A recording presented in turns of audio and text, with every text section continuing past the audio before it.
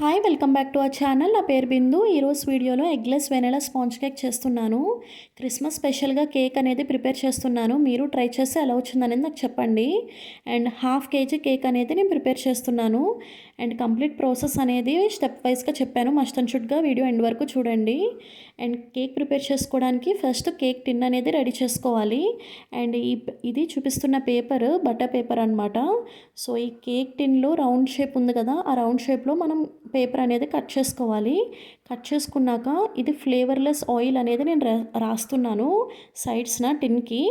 Ground nut oil అవన్నీ use చేయకూడదు, flavourless oils use చేయాలి. అండ్ మైదా కొంచెం డస్టింగ్ చేస్తున్నాను. ఇలా డస్టింగ్ చేసుకుని ఎక్సెస్ మైదా అనేది బౌల్లో వేసుకొని అండ్ మనం కట్ చేసుకున్న బటర్ పేపర్ అనేది వేసేసుకుని కేక్ టిన్ అనేది పక్కన పెట్టేద్దాము. అండ్ ఇప్పుడు నెక్స్ట్ బౌల్ తీసుకుని అండ్ ఫిల్టర్ చేసుకోవడానికి మనం పెట్టుకుని 1 కప్ మైదా యాడ్ చేస్తున్నాను. అండ్ బేకింగ్ పౌడర్ కూడా 1 టీ స్పూన్ యాడ్ చేస్తున్నాను. Baking soda 1/2 teaspoon add చేస్తున్నాను. అండ్ ఈ ఫిల్టరింగ్ ప్రాసెస్ అనేది 3 టైమ్స్ అనేది మనకి జరగాలి. 3 టైమ్స్ ఫిల్టర్ చేసుకుంటే మనకి కేక్ అనేది ఫ్లఫీగా వస్తుంది. ఇన్ కేస్ టైం టేకన్గా ఉంటే ఈవెన్ 1 టైం అన్నా చేసుకోవాలి. అండ్ ఈ బౌల్ పక్కన పెట్టేసుకుందాము.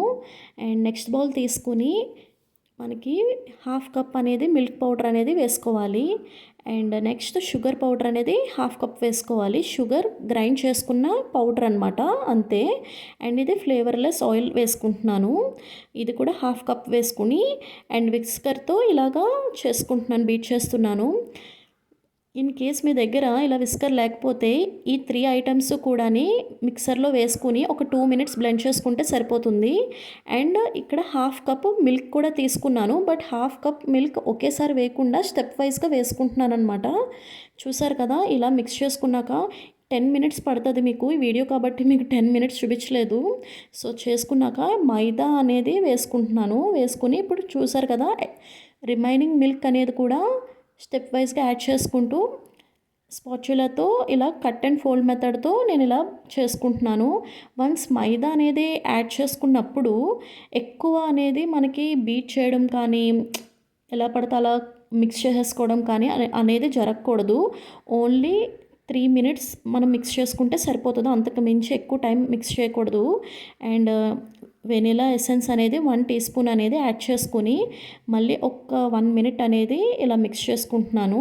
అండ్ టోటల్గా మైదా పౌడర్ అనేది యాడ్ చేసినప్పుడు 3 to 4 మినిట్స్ అనేది నేను కట్ అండ్ ఫోల్డ్ మెథడ్లో ఇలా మిక్స్ చేసుకున్నాను. అండ్ చూసారు కదా, ఫైనల్గా ఈ కేక్ బేటర్ అనేది ఈ రిబ్బన్ మెథడ్లోకి రావాలన్నమాట. చూసారు కదా, ఈ రిబ్బన్ లాగా వస్తుంది కదా, ఇది కరెక్ట్ టెక్స్చర్ కన్సిస్టెన్సీ కూడా మనకి సరిపోతుంది కేక్కి. అండ్ ఇప్పుడు వెంటనే ఈ బేటర్ అంతా కూడా కేక్ టిన్లోకి అనేది ఇలా వేసేసుకుంటున్నాము. అండ్ సైడ్స్ అస్సలు కూడా మనకి పడకూడదు అనమాట.